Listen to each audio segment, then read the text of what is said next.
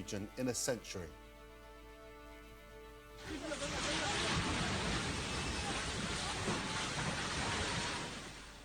More than 1,600 people were killed and thousands were injured when the massive quake struck Turkey's Gaziantep province early on Monday morning.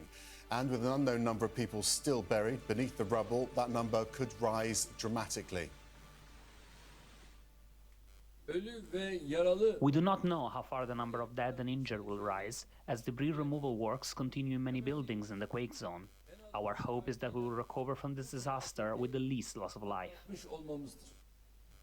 Rescue workers frantically searching for survivors in bitterly cold temperatures. But even as they do, major aftershocks are rocking the area. CNN's Scott McLean is following developments, joins us here in London with the latest on that. And these aftershocks are massive, aren't they? Yeah, the number of challenges here for rescue workers, Max, just continues to multiply, really. These aftershocks, under any other circumstance, had there not have been a 7.8 overnight, you would call them massive earthquakes on their own.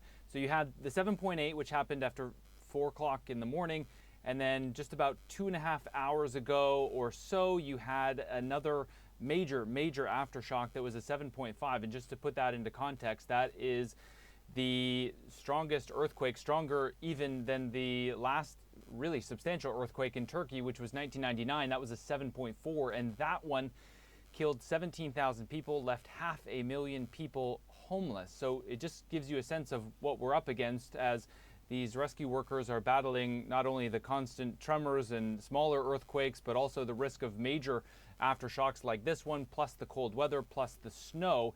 I just want to show you a piece of video that we've gotten in not long ago from Malatya. This was from the most recent aftershock there.